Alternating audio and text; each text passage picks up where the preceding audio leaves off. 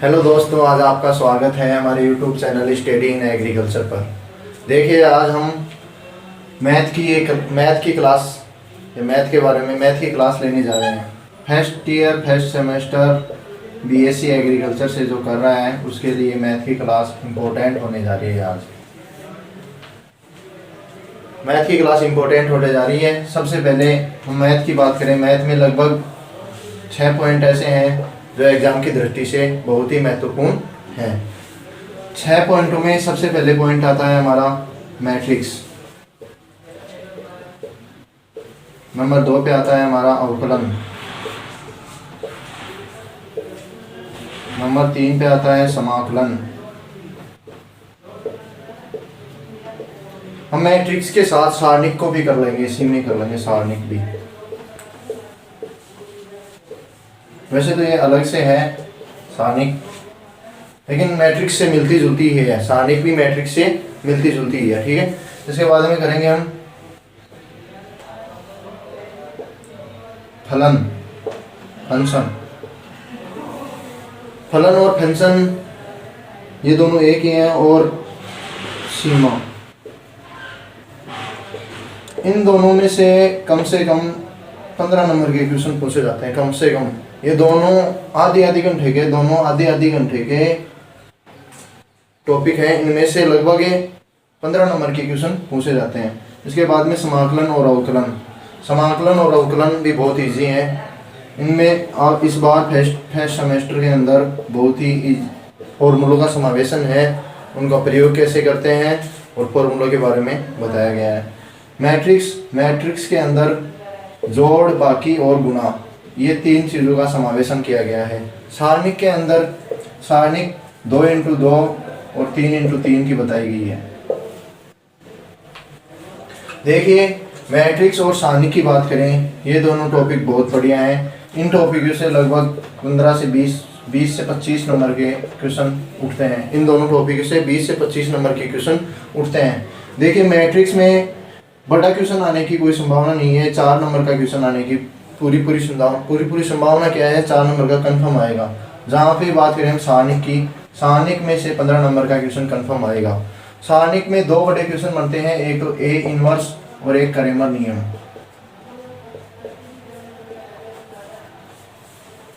इन दोनों में से एक तो कंफर्म आएगा।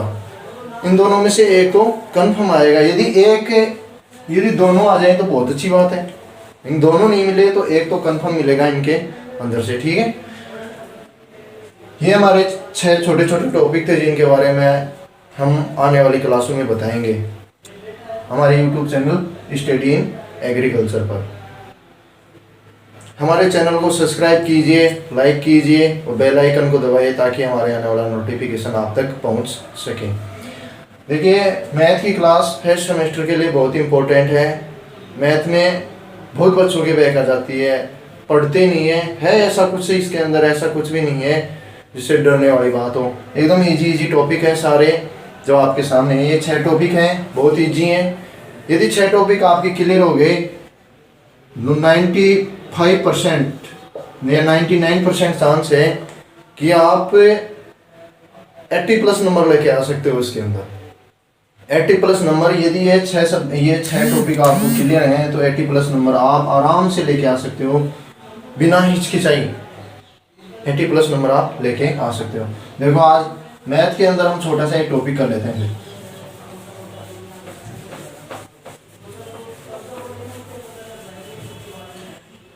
न्यू टाइप में सबसे ज्यादा क्वेश्चन पूछे जाने वाला टॉपिक है, उसका नाम है मैट्रिक्स।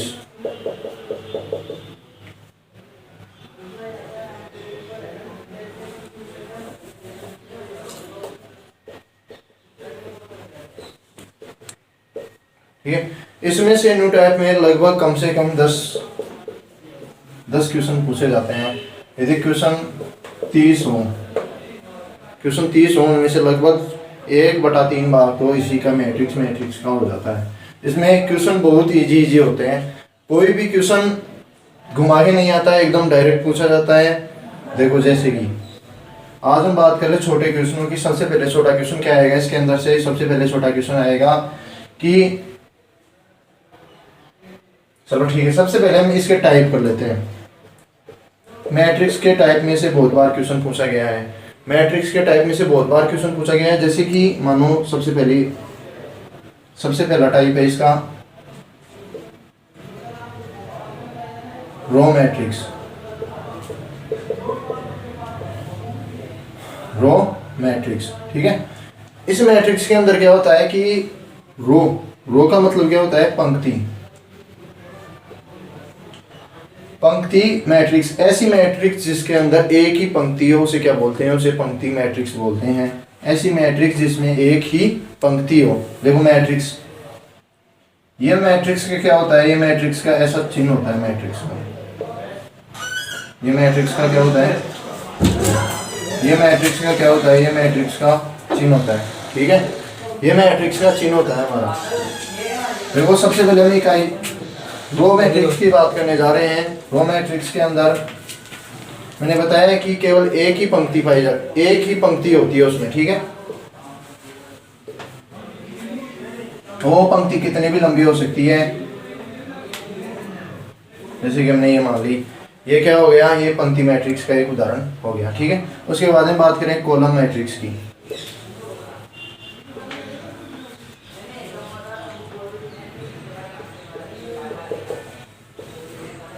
कॉलम का मतलब होता है स्तंभ। स्तंभ मैट्रिक्स, ऐसी मैट्रिक्स जिसमें केवल एक ही कॉलम पाया जाता हो। इकाई मैट्रिक्स रो मैट्रिक्स ऐसी मैट्रिक्स जिसमें केवल एक ही पंक्ति पाई जाती हो। कॉलम मैट्रिक्स ऐसी मैट्रिक्स जिसमें केवल एक ही स्तंभ पाया जाता हो। देखो स्तंभ,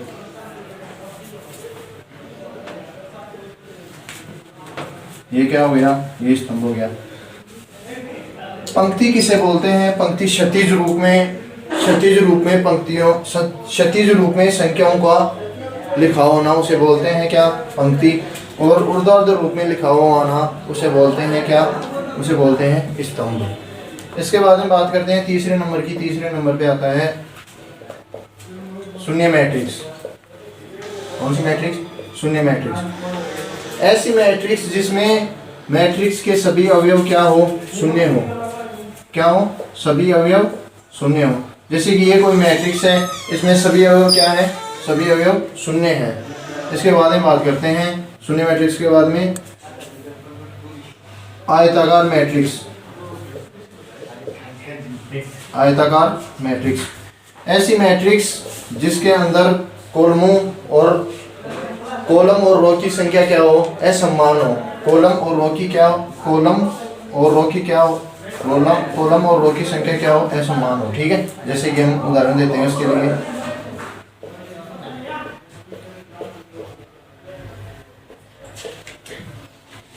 अब इसमें देखो रो कितनी है? रो है 1 और 2, कॉलम 3, 1 2 3।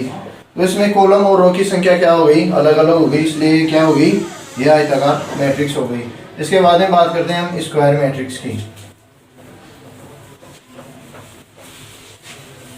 यानी कि वर्गाकार मैट्रिक्स। स्क्वायर मैट्रिक्स या वर्गाकार मैट्रिक्स,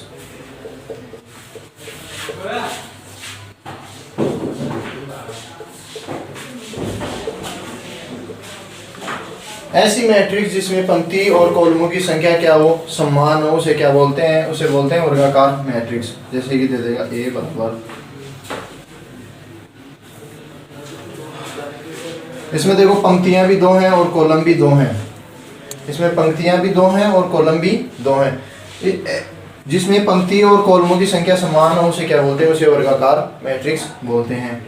इसके बाद में बात करें इकाई मैट्रिक्स की।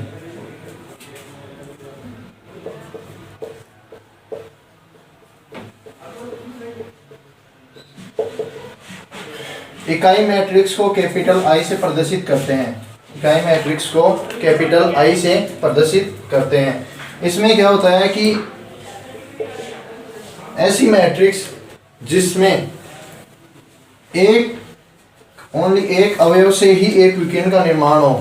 ऐसी मैट्रिक्स जिसमें केवल एक की संख्या से ही किसका निर्माण हो? एक अवयव का निर्माण हो। जैसे कि ये कोई मैट्रिक्स है जिसमें केवल एक के पद से ही क्या हो रहा है? विकर्ण का निर्माण हो रहा है। और बाकी के सभी पदों क्या हो? बाकी ये सभी अवयव या पद क्या हो, शून्य हो, उसे क्या बोलते हैं, इकाई मैट्रिक्स, जिसे आई से प्रदर्शित करते हैं। ठीक है, ये होते हैं मैट्रिक्स के टाइप, जिनमें से एक या दो क्वेश्चन आपको देखने को मिल जाएगा किसमें, न्यू टाइप में। इसके बाद में बात करते हैं मैट्रिक्स का ऑर्डर या कोटि। इसमें से कंफर्म एक या दो क्वेश्चन कंफर्म पूछे जाते हैं, इसमें से एक या दो क्वेश्चन न्यू टाइप में कंफर्म पूछे जाते हैं। ठीक है, देखो सबसे पहले कोटि या ऑर्डर कैसे निकाला जाता है। जैसे कि हमारे पास कोई मैट्रिक्स दे दी गई है, ए बराबर कोई मैट्रिक्स है हमारे पास 3 2 5 7 7 1, ये कोई हमारे पास क्या है, ए बराबर कोई मैट्रिक्स है। इसमें क्वेश्चन कैसे आएगा कि यदि ए बराबर ये है तो इसका m इंटू n या इसकी कोटि ज्ञात कीजिए।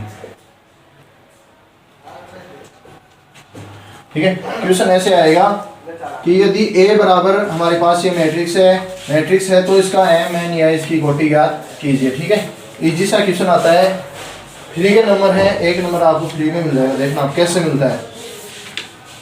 a बराबर इसकी m इंटू n ज्ञात करने के लिए, सबसे पहले m इंटू n ज्ञात करने के लिए इसमें m का मतलब क्या होता है, m का मतलब होता है रो, और n का मतलब क्या होता है, कॉलम।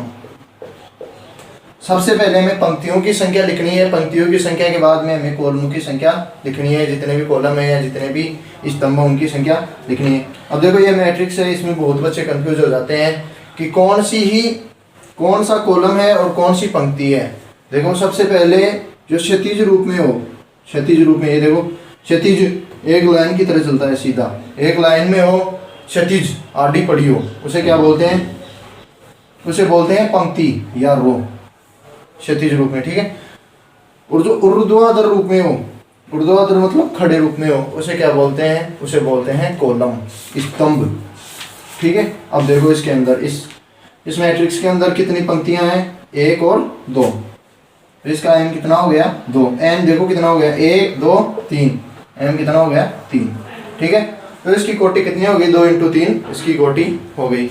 ये इतना ही काम करना है, ओनली वहाँ पे 2 इंटू 3 ऑप्शनल में आए तो 2 इंटू 3 पे टिक करना है, रिक्त स्थान में पूछा जाए तो 2 इंटू 3 लिख के आना है। आपका क्वेश्चन सोल्व, 1 नंबर आपको मिल चुका है। ठीक है, ऐसा इजी सा क्वेश्चन आता है, इसमें से कोटि में से हर बार पूछा जाता है। देखो यदि हमारे पास a बराबर दे दे, इसकी कोटि पूछे, a बराबर ये देखिए इसकी कोटि पूछे हमसे कि यदि a बराबर ये है तो इसकी ऑर्डर या कोटि होगी। ठीक है, इसके लिए देखो सबसे पहले m इंटू n लिखना है। m का मतलब क्या होता है, रो, n का मतलब क्या होता है, कॉलम। ठीक है, अब देखो इसमें रो कितनी है, इसमें रो है 2, 1 और 2। ठीक है, 2 इसमें रो हो गई, इंटू कॉलम कितने हैं, कॉलम है 1 और 2, तो इसकी कोटि कितनी होगी, 2 इंटू 2। ठीक है,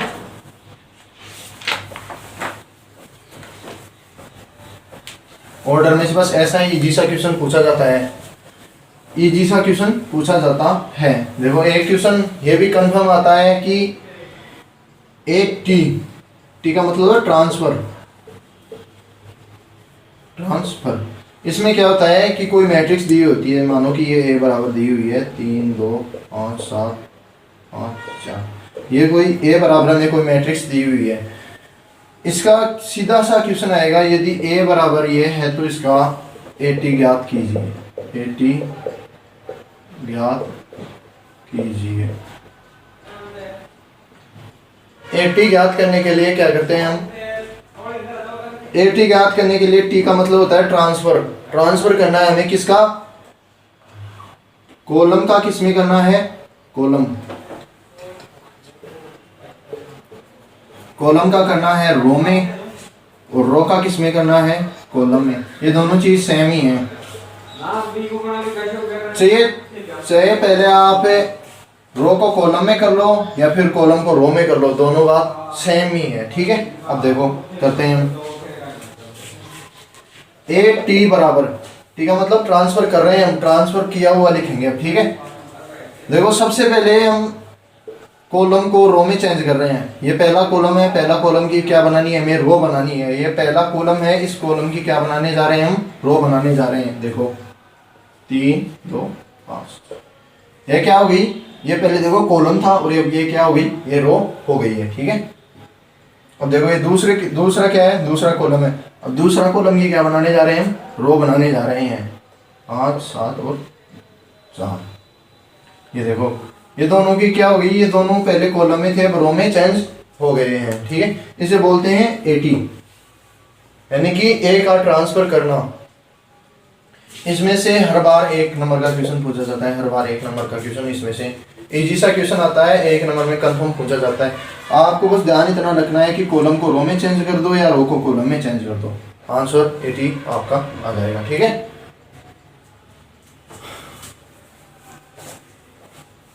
ये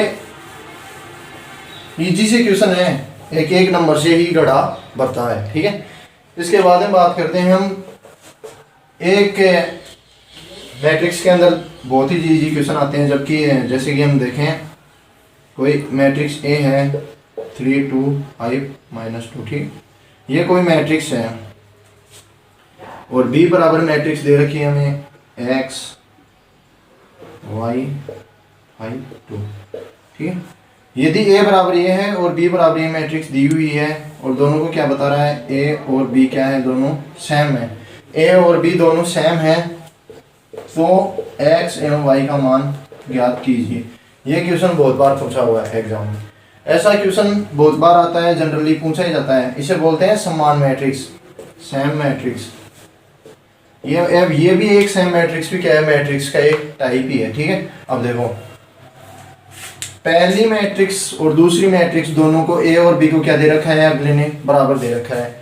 इसमें से x और y का मान हमें ज्ञात करना है। ठीक है, x और y का मान ज्ञात करना है। देखो पहली मैट्रिक्स का पहला पद है वो दूसरी मैट्रिक्स के पहले पद के बराबर होगा, पहली मैट्रिक्स का पहला पद दूसरी मैट्रिक्स के पहले पद के बराबर होगा। ठीक है, अब देखो इसमें x का मान कितना आ जाएगा, x का मान 3 आ जाएगा।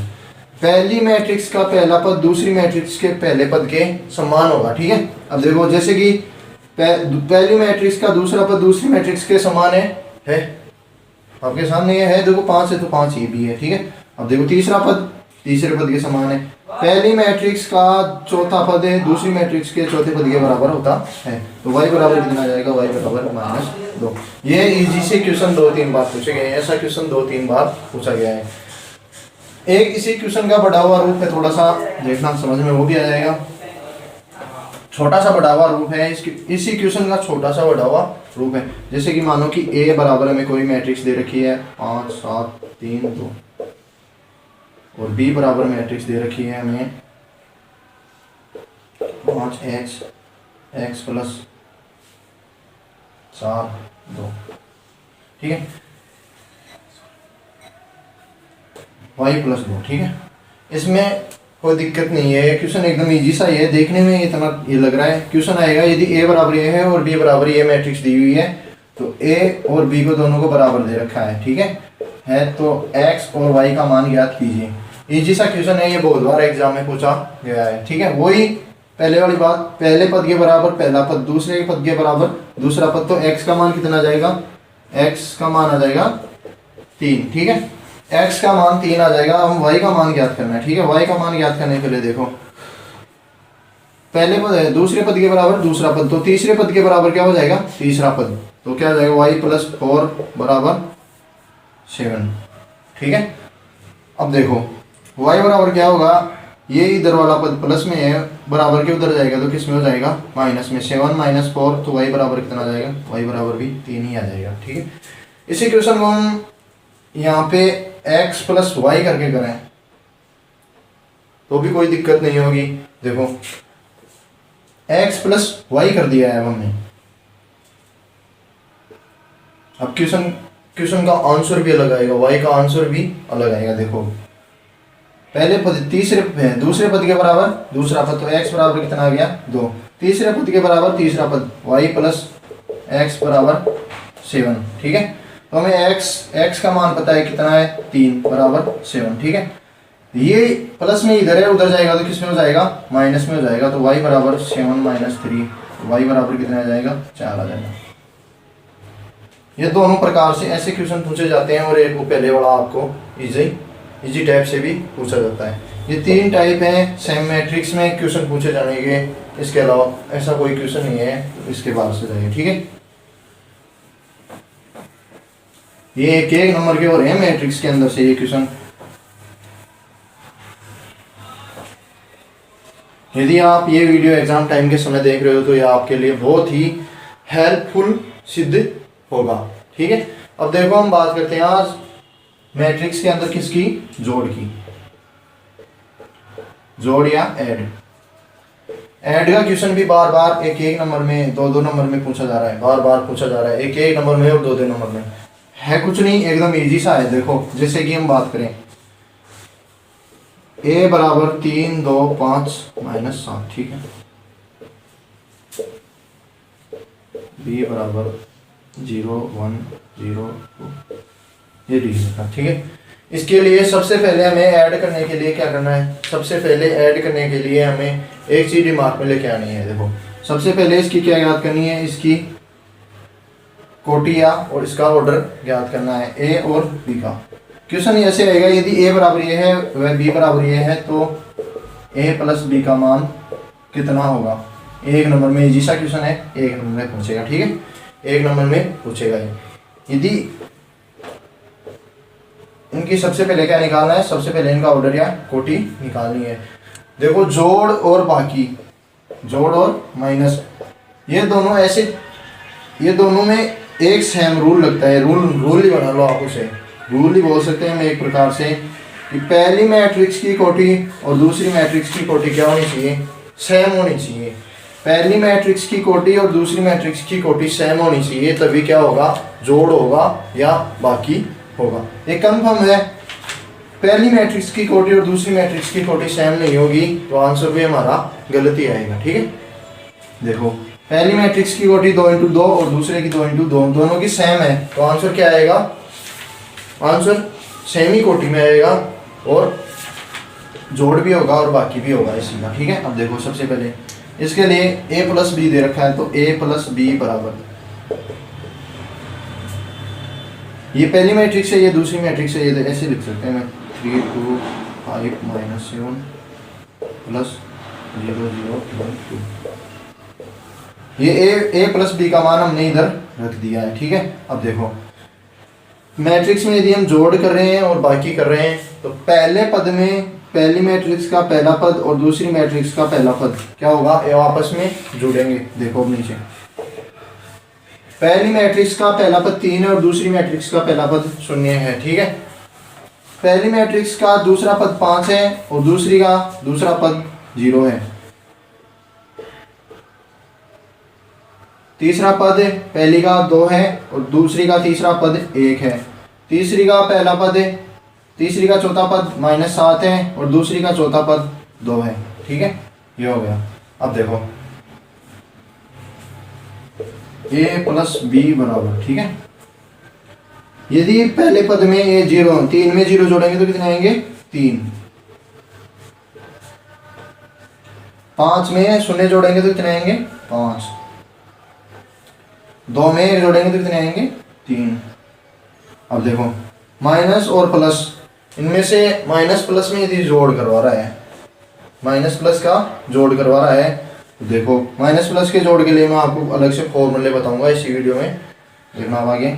सबसे पहले क्या करना है, जो संख्या बड़ी है उसका चिन्ह लगा दो उधर, जो संख्या बड़ी है उसका चिन्ह लगा दो। इसमें माइनस की 7 बड़ी है, माइनस का 7 का चिन्ह हमने उधर लगा दिया है। बड़ी संख्या में से छोटी वाली संख्या को घटा दो तो कितनी आ जाएंगे, बड़ी वाली में से छोटी वाली को घटाएंगे तो -5। ये कितने की कोटि में आएगी, 2 × 2 की। ये a प्लस बी का मान हो गया। ये 1 नंबर में पूछा जाता है, इजी सा क्वेश्चन है, ठीक है। इसमें 1 नंबर में पूछे जाते हैं और 2 नंबर में पूछे जाते हैं। 2 नंबर वाले कराने से पहले 1 नंबर में ऐसा ही आएगा, इजी सा ही। अब 2 नंबर वाले कराने से पहले मैं आपको एक बार थोड़ा सा बताना, चिन्हों के बारे में थोड़ा सा बता देता हूँ।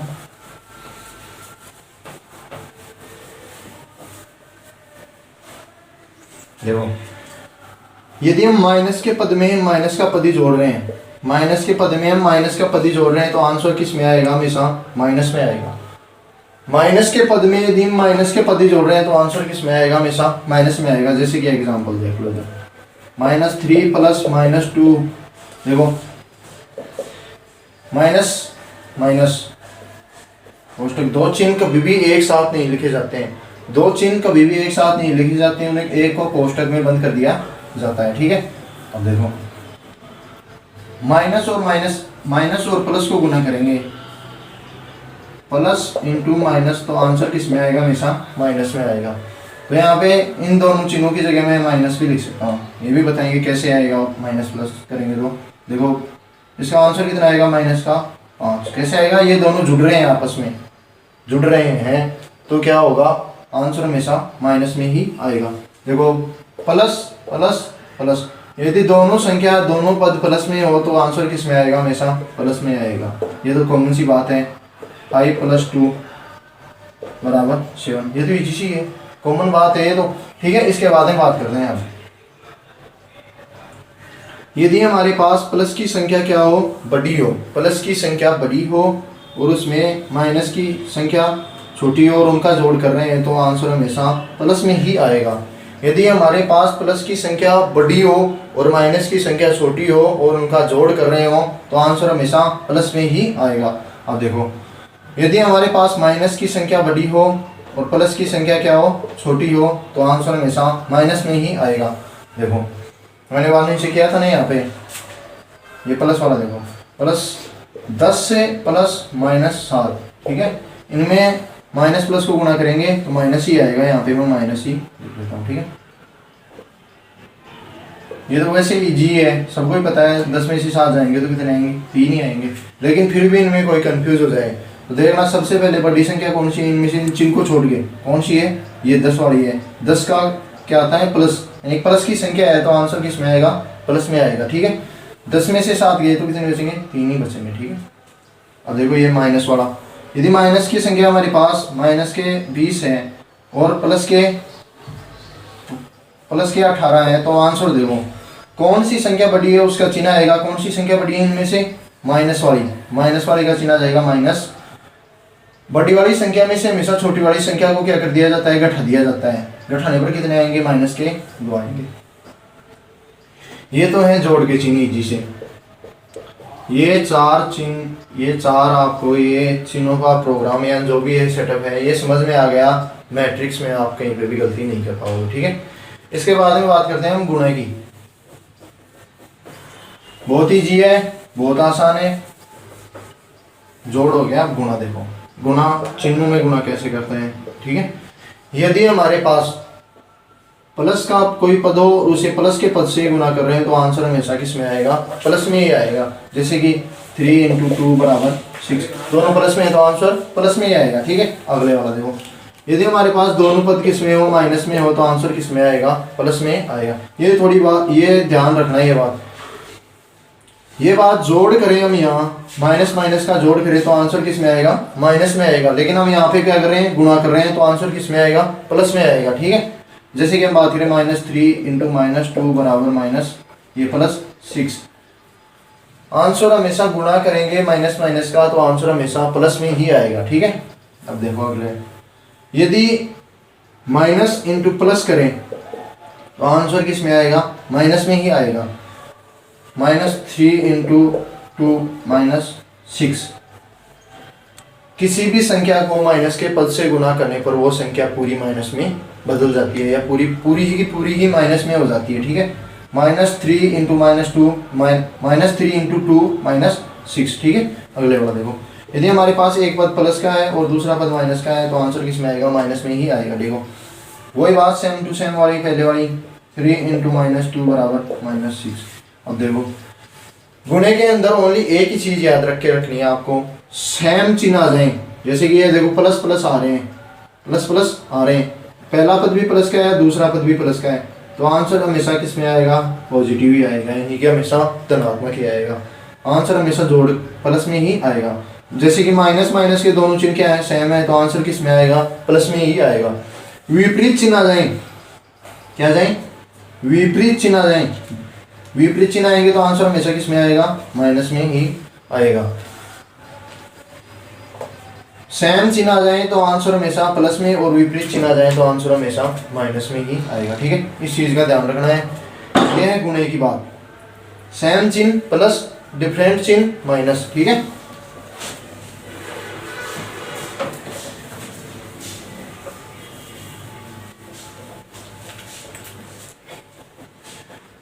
अब देखो मैट्रिक्स का आप जोड़ देखते हैं, हम आगे कंटिन्यू चलते हैं। बीच में आपको चिन्ह समझाने के लिए कोई दिक्कत नहीं हो आगे, इसके लिए बीच में रख देते। ठीक है, अब देखो कंटिन्यू जोड़ रखते हैं।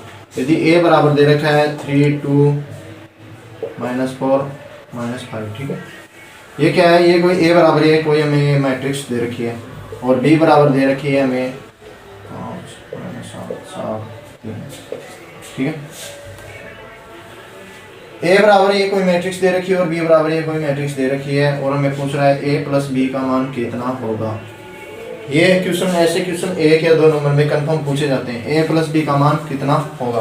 देखो, a प्लस b का मान ज्ञात करने के लिए सबसे पहले हमें क्या क्या ज्ञात करना है, सबसे पहले हमें ज्ञात करनी है इसकी कोटि। इन दोनों की कोटि यदि सेम है तो ही जोड़ होगा, यदि सेम नहीं है तो जोड़ कभी नहीं होगा। ठीक है, अब देखो आगे, दोनों की कोटियां सेम है तो आंसर 100% आएगा, और सेम ही कोटि में आएगा, सेम ही कोटि में आएगा। देखो a प्लस बी बराबर, ठीक है, a मैट्रिक्स कितनी है 3 -4 2 -5। ठीक है, प्लस b की मैट्रिक्स कितनी है 5 -7 और -3। ठीक है, अब देखो पहले पद में पहला पद जुड़ेगा, पहली मैट्रिक्स के पहले पद में पहला पद जुड़ेगा। देखो आगे नीचे, a प्लस बी बराबर 3 + 5। ठीक है, दूसरे पद में दूसरा पद जुड़ेगा -4 + 4। ठीक है, ये सोचेंगे कि ये हो गए -4 + 4। तीसरे पद में तीसरा पद जुड़ेगा प्लस, यानी 2 + -7। ठीक है, तीसरे पद में तीसरा ही पद, तीसरे पद में तीसरा पद जोड़ दिया, चौथे पद में चौथा पद जुड़ेगा -5 + -3। ठीक है, ये हो गया। देखो अब देखो, पहले पद में पहला पद जुड़ेगा तो 5 और 3 कितने हो जाएंगे 8। a प्लस b बराबर कितने हो जाएंगे 8। ठीक है, अब देखो दूसरे पद में दूसरा पद जुड़ेगा, पहला पद माइनस का है और दूसरा पद प्लस का है, तो क्या हो जाएंगे, ये तो कट जाएंगे, माइनस प्लस 0 हो जाएगा। देखो तीसरा पद, देखो यदि माइनस और प्लस को गुना करेंगे तो आंसर विपरीत चिन्ह आ रहे हैं, और गुना कर रहे हैं तो आंसर किस में आएगा, माइनस में आएगा। विपरीत चिन्ह आ रहे हों और हम गुना करें तो आंसर किस में आएगा, माइनस में ही आएगा। देखो यहाँ पे मैं लिख सकता हूँ 2 - 7। कौन सी, अब देखो इनमें से कौन सी संख्या बड़ी है, चिन्ह लगाने का दिक्कत हो, चिन्ह लगाने की दिक्कत हो, कौन सी संख्या बड़ी है, माइनस वाली बड़ी है, ये 7 बड़ी है, तो आंसर किस में आएगा, माइनस में। अब बड़ी संख्या में से छोटी संख्या घटा दो, जो आएगा वो उसका आंसर हो जाएगा, तो कितना हो जाएगा 5 हो जाएगा। 5 में से 2, 7 में से 2 जाएंगे तो 5 हो जाएगा। अब देखो आगे वाला, प्लस और माइनस को गुना करेंगे तो आंसर किस में आएगा, विपरीत चिन्ह, आंसर माइनस में। ठीक है, यहाँ पे मैं लिख सकता हूँ क्या, माइनस।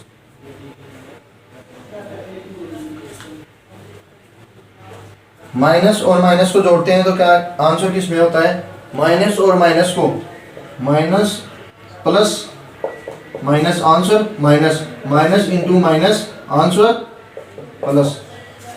इन दोनों में कंफ्यूज मत हो जाना, चिन्ह देख लेना वहाँ पे किसका चिन्ह लग रहा है। यदि जोड़ का चिन्ह लग रहा है तो दोनों जुड़ के आएंगे, और गुणे का चिन्ह लग रहा है तो आंसर किस में आएगा, प्लस में आएगा।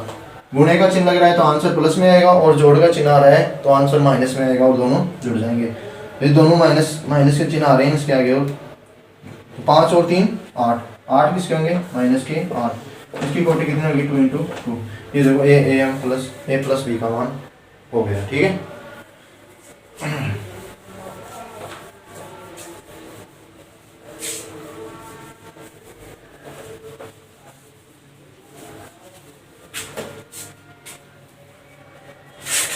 अब आगे